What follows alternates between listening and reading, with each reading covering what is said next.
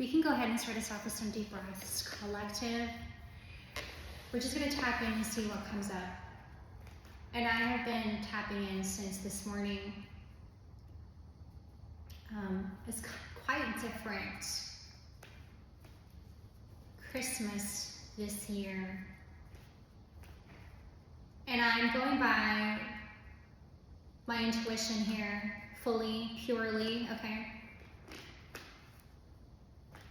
Channeling some energies, pulling some cards, and getting into the messages that are coming up. When you have collective developed a keen sense of awareness, you know, these are your gifts activating fully, and you are tapped in and using it fully, that when your awareness have expanded and even more as the wind picks up outside, if you know yourself to have a very keen sense of awareness and your gifts have heightened and even more heightened, 6 of coins.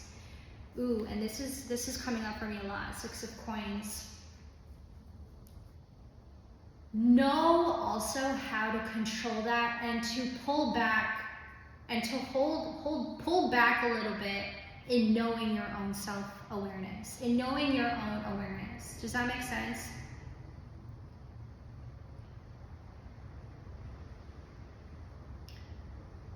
Pull back and know that you have the awareness. Sometimes the awareness isn't so needed, that you have to also learn how to control that collective. You know, it's a blessing and also a curse that when you have become super self-sufficient, like aware, super sufficient in awareness, that you too have to know how to control it and not to use it, because it's not necessary sometimes to be completely aware. And I've learned this for myself as a tarot reader, as somebody who is highly clairvoyant and intuitive, that I can't control at times, but I can control in how I respond, and I can control how I'm able to use it, and if I want to use it even more. Having self-awareness also is to be very cautious and to be very careful in how we are also using our awareness. That's what's coming up, you guys, as the judgment comes out. 333 and 3 of coins. You see, it is very impactful when you use your awareness correctly. When we use our awareness correctly, it is very impactful to the collective and to ourselves in our life. Ooh, we have the judgment and the 3 of coins. What I'm getting here, collective, is like your awareness is very much like congratulated and appreciated, and I'm smiling because it was like an instant smile that I just got right now. I'm smiling because it's very big and it's very colorful. I'm speaking to a collective. You might have, you know, because you were the one, you know, collective, like you were the one that,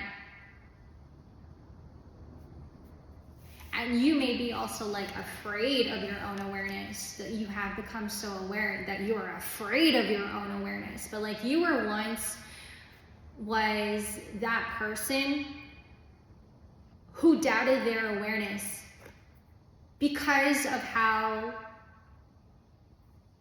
people were misjudging you and misunderstanding you.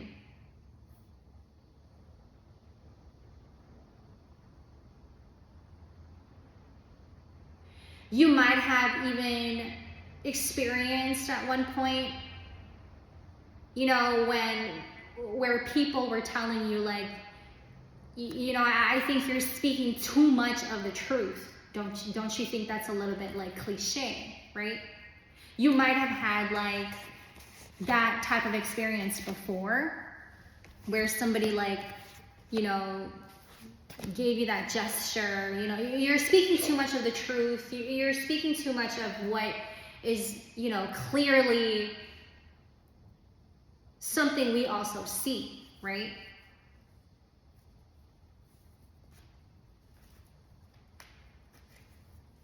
But speaking about it as well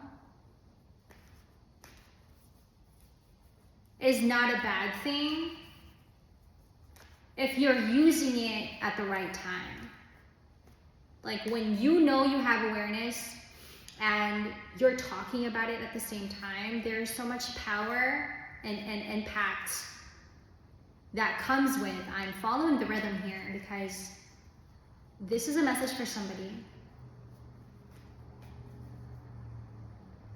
Your awareness is very impactful. Especially, your awareness is impactful because you talk about it. And when you talk about it and you express it, it does shift. And it does make changes. One has to come to a realization that their own awareness is a gift.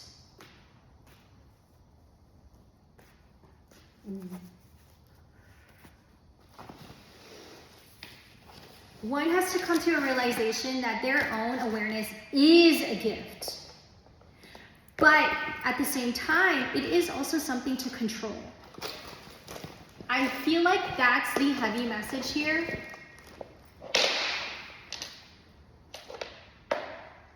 You know you have awareness, but it is also something to be very cautious about. Know how to, I suppose the message here is know how to control it. Know how to control your awareness.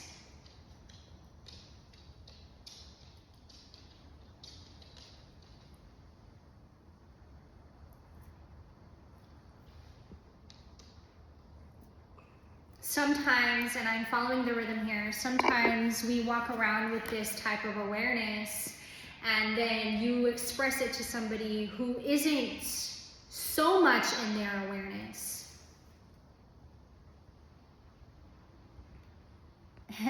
And then you're going,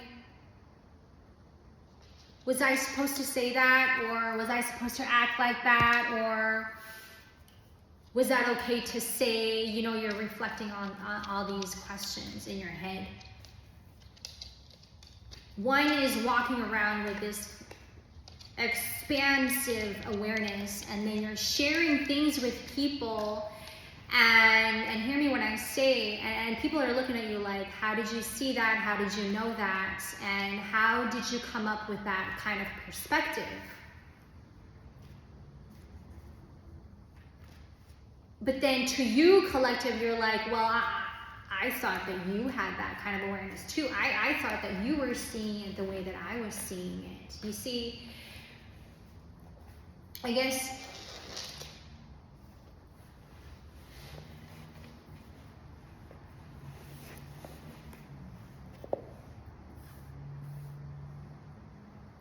it's a willingness to open one's eye. You know when they say like, the sky is the limit. For real, it really is.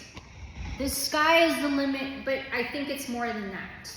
I think it's the galaxies, and our own galaxy here is the limit. I think it's beyond our own comprehension. But when one takes action and actually takes action and intentionally taking action in expanding their awareness, there is fear. Fear steps in 10-10. There is fear You wanted awareness, but now that you're in it, you feel fear. It's like you have fallen into fear. But why is the fear there?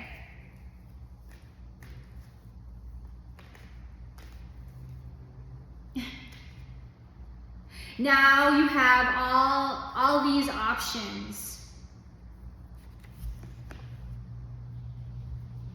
Now you're looking at everything and connected to everything. You're interconnected. You know, it's like a web. It's like a spider's web. You can go anywhere. You can choose whichever you want to go. It's liberation. It's freedom. You're 1111 on this, at the center of this web, at the center of this map. And you have this expansive awareness that you're carrying around with you, and then you're going to yourself, what do I do with this? You were given a gift. You were given a gift, a very, very special gift that you can use to your advantage. And so how are you using this? But in this case, collective, how are you also controlling it? You know, it's like when somebody says, be careful what you wish for, 1155. Be careful what you wish for, because it might just come true. But are you actually ready for what you prayed for? And are you actually ready to answer this prayer? Excuse me, let me take that back. Are you ready for the prayer that God has answered for you? Because you're stepping into it, and I'm getting like for some of you guys, you're in it. Right? And it's facing you, judgment. It's facing you in the face. But now it's like somebody's going, I don't even want it. I don't even want this. I guess I didn't want it. I guess I never wanted it.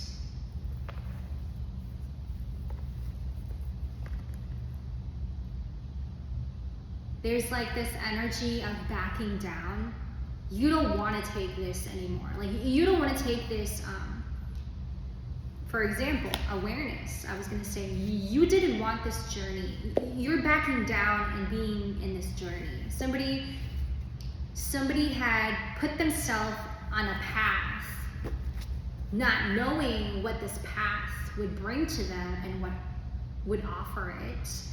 But perhaps one is backing down and not taking the offer because they're realizing that this is a very expansive, big thing you're working with, and what you have been accustomed to know is only the minimum.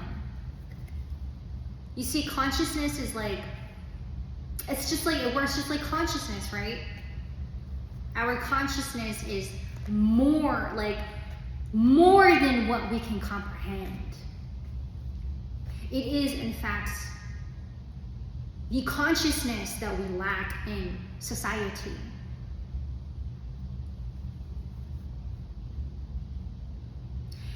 Conscious Christ-like. Am I saying that right? Christ-like consciousness. Excuse me. It's Christ-like consciousness.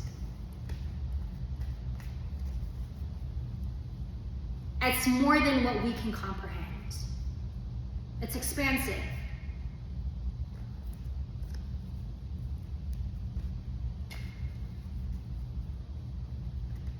So one perhaps was so jealous of another because they hold that amount of awareness and consciousness with them.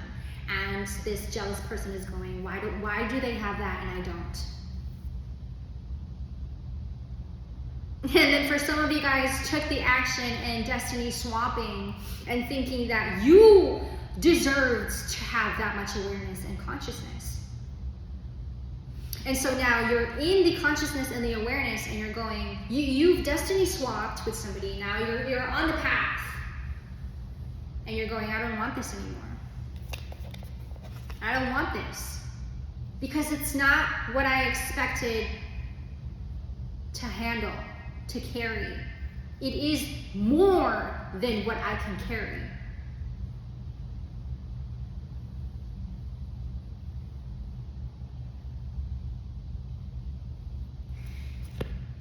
You see, let's think about this, and I'm following the rhythm. Let's think about this as like God recruiting you for the first time. God recruiting you, okay? God now has chosen his peoples, his soldiers, okay? And he now has his new recruiters before him in honor and dedication and loyalty. I show you, Father, that I am here to dedicate my time to you. And so the Lord looks down. The Lord looks to you, and he gives you his blessings and his prayer. But you now are out there in the wilderness, and you are in the practice. You're in the action. Excuse me. You're in the action. God sent you somewhere, to a situation, to people. He sent you to do your task, and now you're in it, and you're going, I'm backing down. I don't want to do this anymore. I can't handle this. This isn't something I'm capable of doing. You see, when you stepped to the Lord, and you say, I dedicate my time to you, or I dedicate my time to you, Lord. How can you be jealous of that person who you thought had more than you, and now you wanted to be him, and you wanted to be her, and now that you're actually in it, you don't want to take those actions, and you don't want to take those tasks. That when you said, I wanted to be just like that person, but now you can't handle it. Because it means that you've got to dedicate your time to the Lord. Right? The jealousy comes in, but we don't actually realize is that,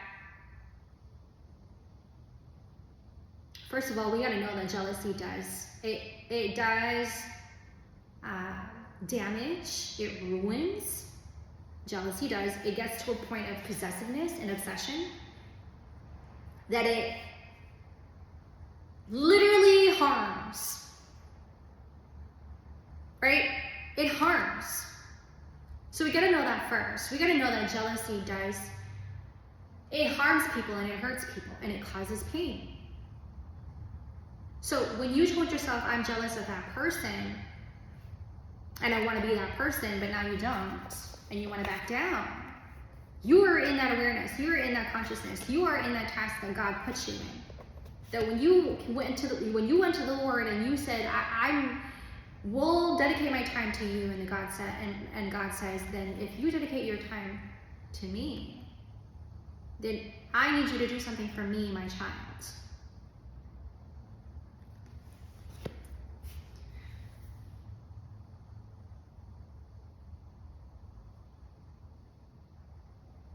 It's like God did not give you that armor to wear just so others can disrespect you.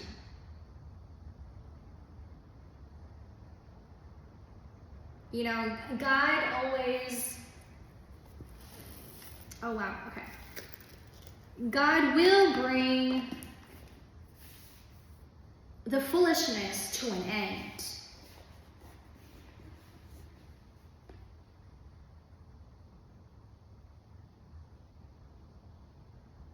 The foolishness will come to an end. It will stop, and I will make it so.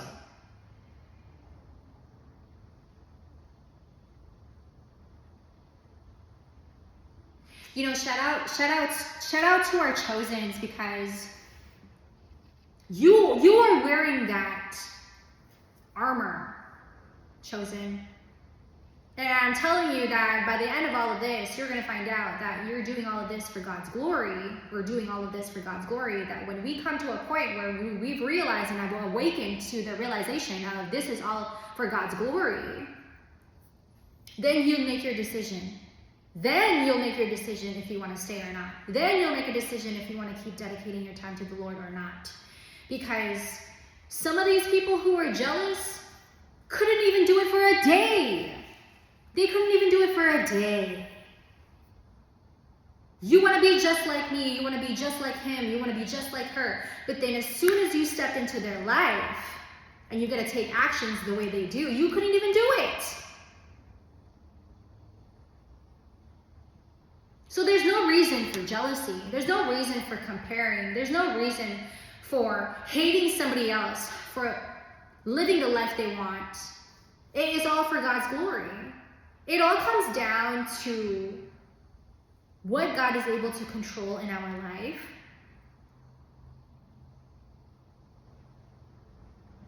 And his purpose for you in your life. It's crazy how, right? Because I feel like we've come to a point now. I'm looking outside and the wind, it's picking up. I feel like we've come to a point at the end of the year reflecting on the things that we wish we could have done better. Right? Like when we come to the end of the year and we reflect on all these things, like we're asking ourselves the things that we did wrong and how we could have fixed it, how we could have made it better. We're reflecting on the things that we behaved on, and it's making one realize that it was them battling with their own self.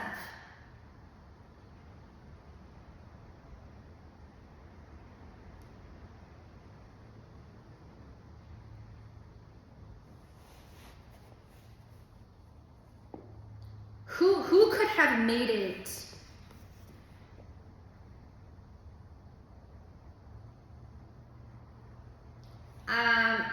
I mean, like, you survived 2025.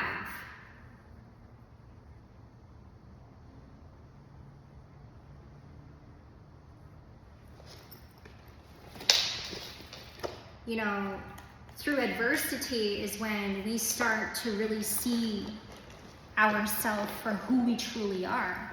Truly. I just heard yup. I'm appreciating the flow of this energy as I channel. You know, as a chosen, you're gonna know yourself and the Lord for yourself in your own time at your own pace. You're going to know the Lord for yourself at your own pace. That when he pulls you out of society in your own isolation, you know, that time in isolation is not to spend time wasting it. It's to spend time getting to know him in his steps.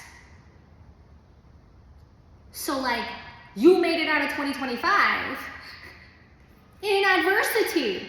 4 of Cups, along with justice. It's getting to know who you are in your adversity. And now somebody here and the collective is sitting with themselves and they're going, I do not actually think that I liked who I was this year. And what I was doing, how I behaved, you know, like this is us collectively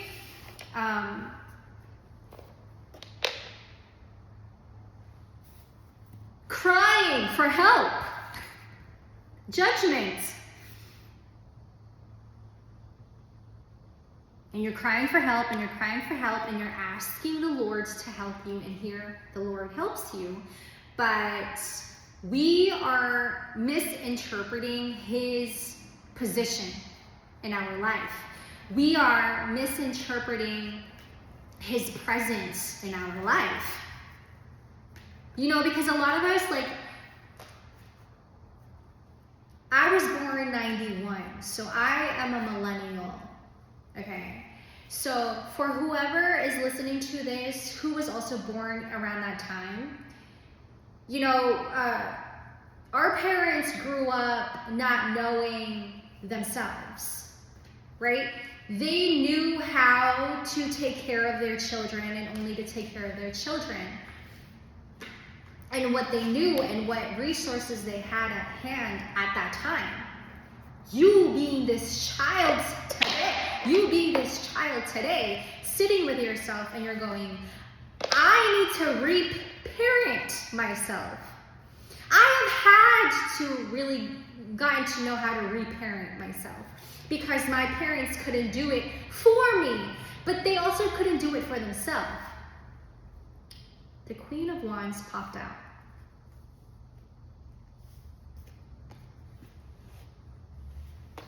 I now have to reparent myself because my parents couldn't do it for me.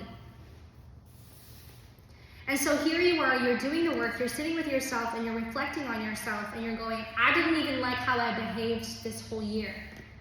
There was nothing about this whole year that I liked or even liked about myself. Some of you guys are thinking like, I failed, I'm a failure, I didn't do any better, I didn't do any, I could have done a lot better. It's true, you could have.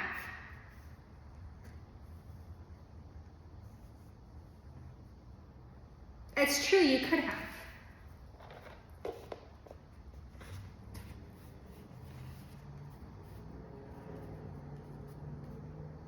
There is such this it's very cleansing, a sense of clarity that I'm feeling in this moment. And it's bringing about change in perception. It's bringing about change in one's living, one's lifestyle. It's bringing about change in one's language. That when you speak, it speaks different now than who you were a year ago, 2 years ago, 3 years ago. That when God put you in isolation, it meant that He needed your skills to be activated. Because it was the skills that was going to help the people around you to get them to activate themselves. You see, our chosens is used in this way. Our chosens is used to reactivate collective, to reactivate a somebody. That when you came to the Lord and you dedicated your time, you dedicated yourself to the Lord, that when the Lord asks you to go and do a task, take heed. You're not coming to this person and you're not approaching this situation to show off, to see yourself as somebody better than everybody. I suppose that when we come across a Queen of Wands, this Queen of Wands is walking around like they know who they are and they're very confident in who they are. And to others, it's going to look like they have audacity, and a huge one. This person has a huge audacity to step into this home, to step into this place with such exuberant confidence. Confidence. Where does it come from? Perhaps the Lord has a great amount of it that He shares with His children.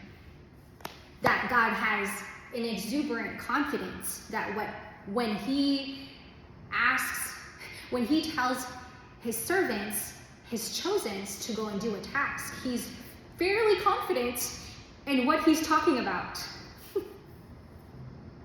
I'm bringing you, chosen, I'm bringing you, my lowly servant, my lovely child, to this person, to this situation, so it can make changes. But you're not approaching that situation, and you're not approaching that person so that you can show off your confidence. No, chosen.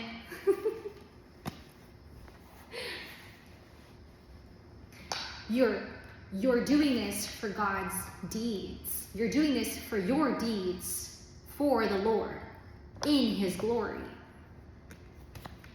This Queen of Wands is really just showing up for God's glory, his chosen. But you see, I'm getting that. I'm going back to like these group of people. Excuse me.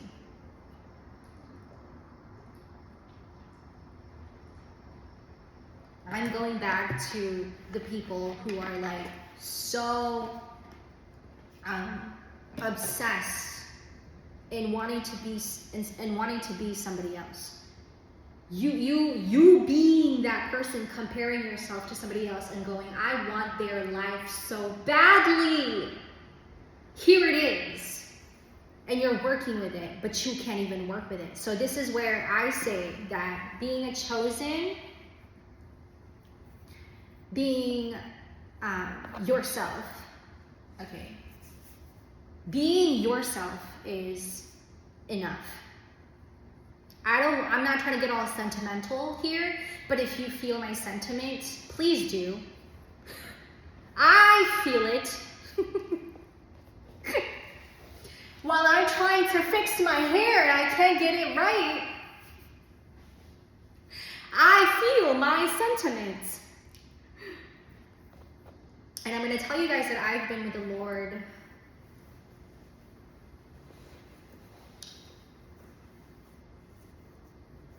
even more so when my grandpa passed. And I believe this was in 2022, 2023, around that time, where I fell into like an oblivion. I fell into a place, and he saved me in that place. And he's seen me alone. You know, you can be alone and not prosper. And so in being aware of what we're doing with our time is so important.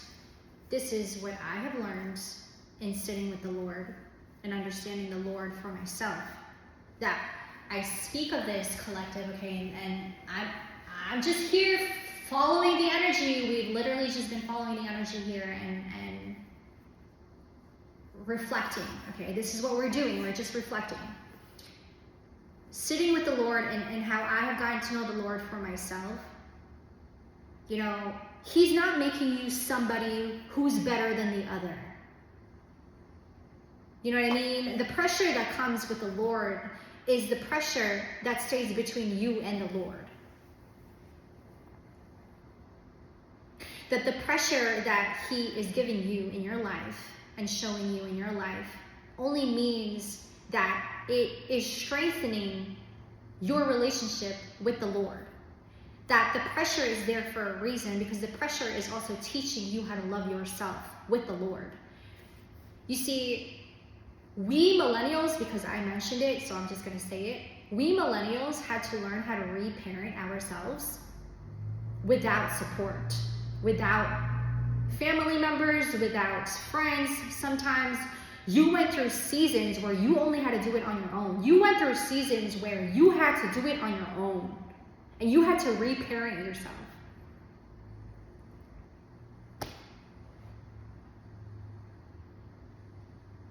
This sense of awareness that you have gained comes from that. It comes from staying loyal to the Lord, literally staying loyal to him. And then he is giving you this sense of awareness. I suppose that we call this maturity, if you will. We call this maturity. Maturity is having a sense of self-awareness and doing good, and doing the deed, and staying accountable. Being mature means you're staying accountable for you, and you are also caring for others around you. That you know that when you're good and you have enough awareness and you have enough love within yourself, you can take advantage of that and share it with the people around you. I'm just a messenger here, I'm just channeling this energy. God used my body as a vessel to channel these amazing messages. Okay, so this is coming from the Lord. Okay, I am to present it to you, collective. And I'm happy to, honored, really, honored, respect to the Lord Almighty. Because He has been a blessing in my life, through and through, that if He can give me these blessings, I know that He would want me to share these blessings to you guys, just as much as He's giving it to me. But this was the message that came from me, is that awareness that you're carrying around with you is a gift. It's not something to berate.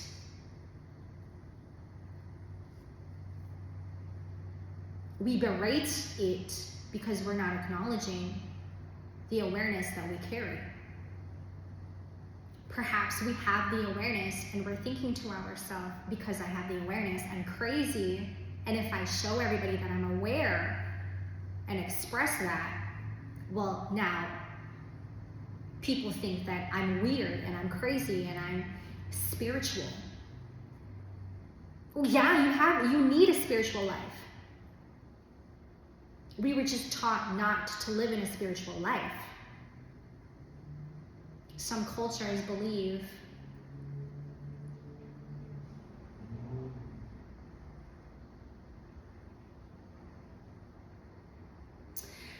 I'm going to back up and not talk about it and not open that portal, because I feel like it's going to lead me to religion. And I'm going to hold back on that, and I feel like that's something I'm not going to open. I don't want to open that. Because I see it as and this is how the Holy Spirit is presenting this to me. The Holy Spirit does not want me to see this as a religious thought process, or even getting into religion at all. It's just a means to do the deed and what is good, and to just keep following that path. It's not about one's religion and their own belief system, but mostly the Holy Spirit is saying that the awareness that one is holding and carrying is a gift. And that awareness is to be used as well. Don't be afraid to use that awareness, but to use it to your advantage, but control it. Control it. Know how to control the awareness.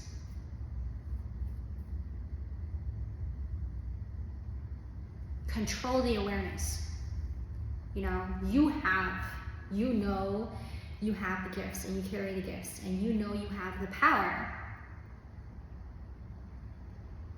But we also have to know how to control that power in times when we know we need to control it and not overuse it. We got so many people out here. Okay, now I'm following the rhythm here. We got so many people out here. No. Okay. It's you have the power. You carry such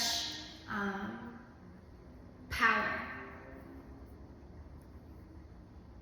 But you don't know how to use it. I see the Queen of Wands is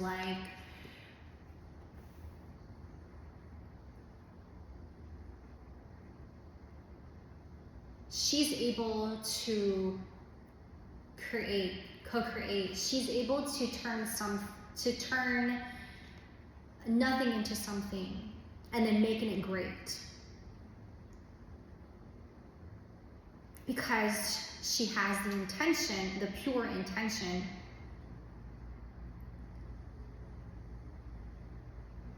in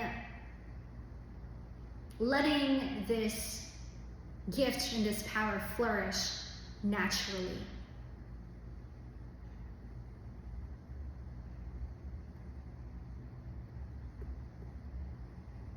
It's a force, it's a greater force, this Queen of Wands. Somebody who once thought they couldn't do it, but turned it into something, and now it's great, and it's really helping. Right? That's the Queen of Wands to me. We can go by the definition, sure, but this is intuitively what I'm picking up with the Queen of Wands in this moment.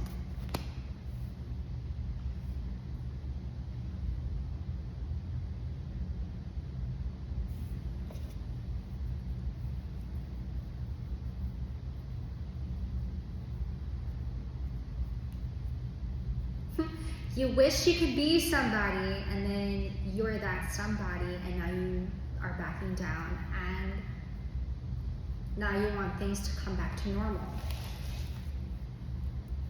But I can guarantee you that it's not collective. Like, it's not the normal that you wish to go back to, but it's going to be the normal that is new, because that is what is going to help.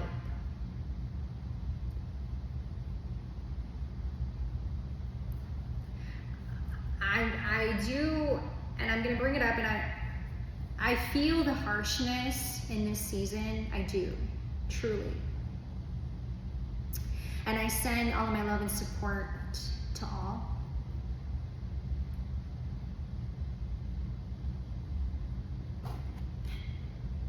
You know, a lot of us have spent the holidays alone for the last couple years.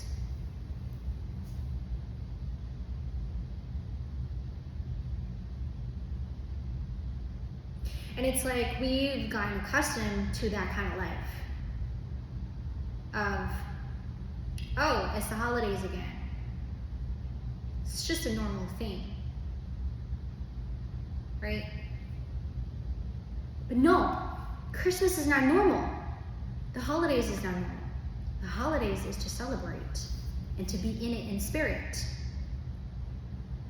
But for a lot of us, the spirit has been in the Lord. The spirit has been in how you are able to survive. It's not how many ornaments we can buy. It's how am I able to get food? How am I able to get this essential? How am I able to get to this and that and this and that without being harmed?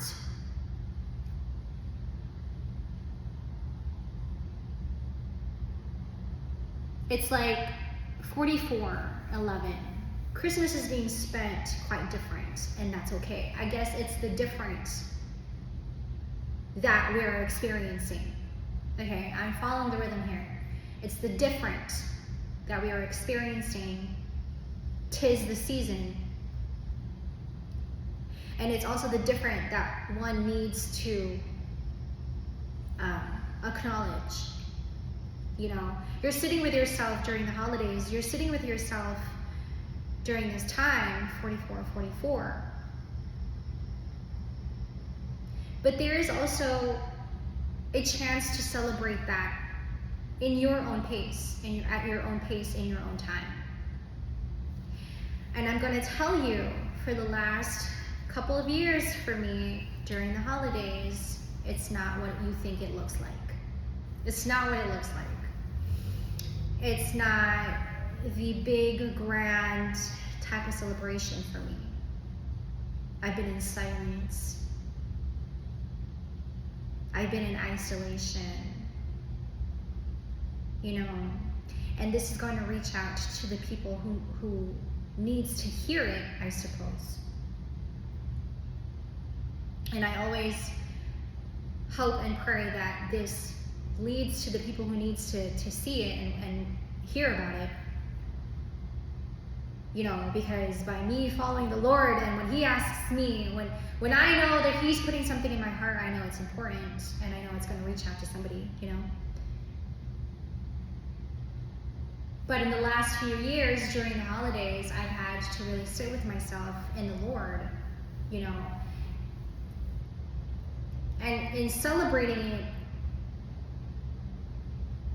the way I know feels right to me. Because we have to acknowledge that Christmas isn't what it was. I'm following the rhythm here. But it doesn't mean that you can't have a celebration for yourself in your own space, your own pace, your own time. It's not how it used to be, right?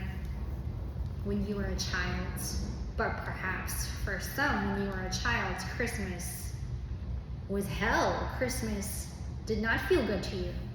Or you had trauma. That Christmas to you is like, it's nothing. It's not nothing.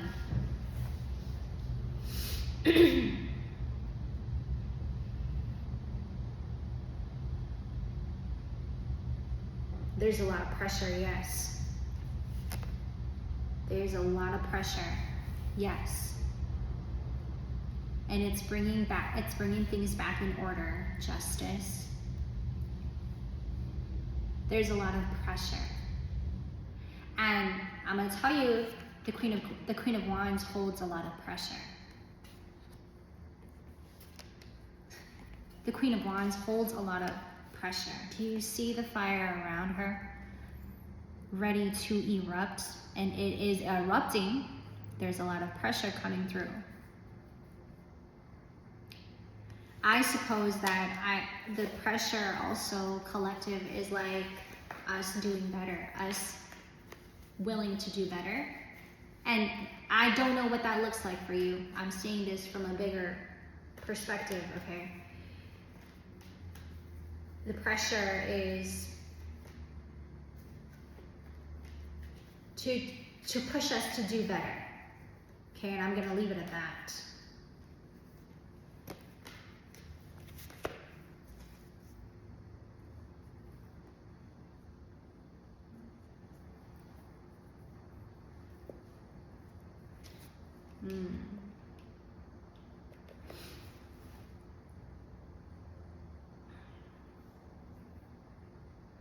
You know, at the end of the year, and I'm getting here at the end of the year, the purpose is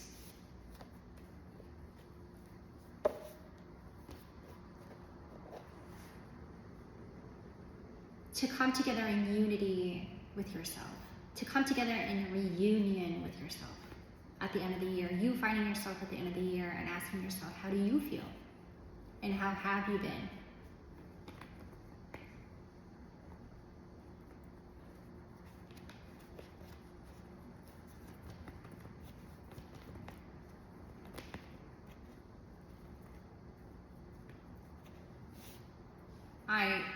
I'm getting that Christmas is that time to like make amends with whatever it is you've been holding on to for yourself this year.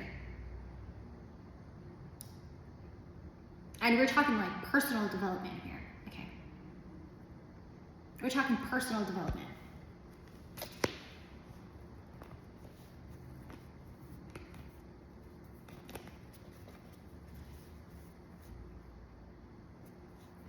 I'm getting like something is cracking. Something is cracking here, you know. It's a moment of rebirth. Something is cracking. Something needs to come to an end. and it's cracking, there's a lot of pressure.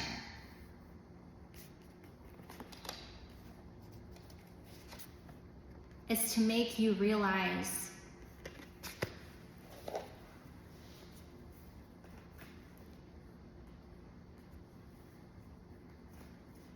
for some, to make you realize that it hasn't been okay, and acknowledge that, but you gotta acknowledge that.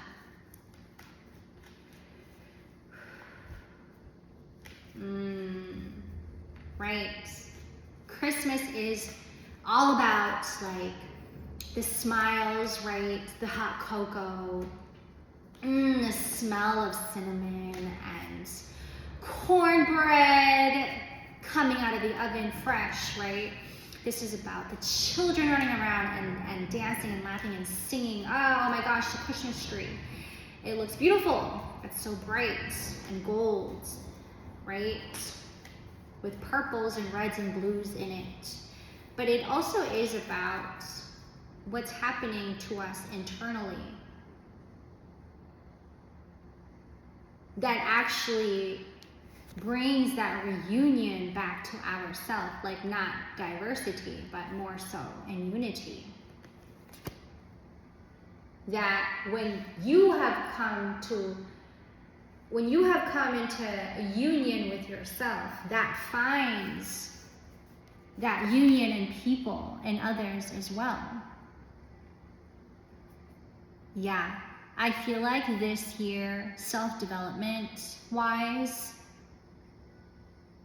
you know, you're reflecting on yourself today and you're like, I need to do better.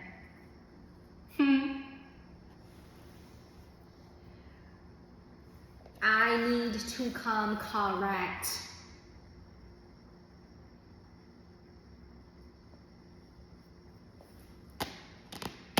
That's the energy. I'm gonna leave it there.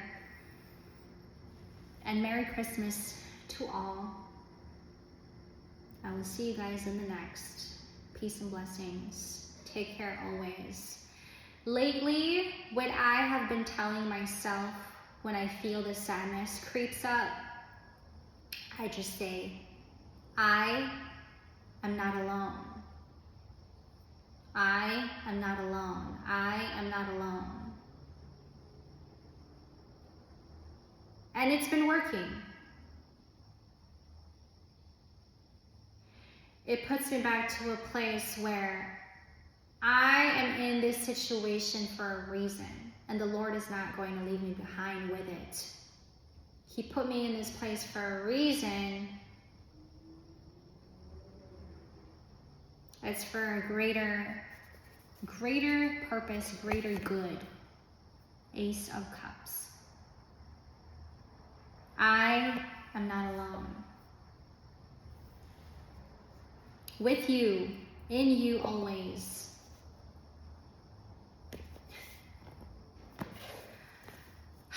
I will see you guys in the next.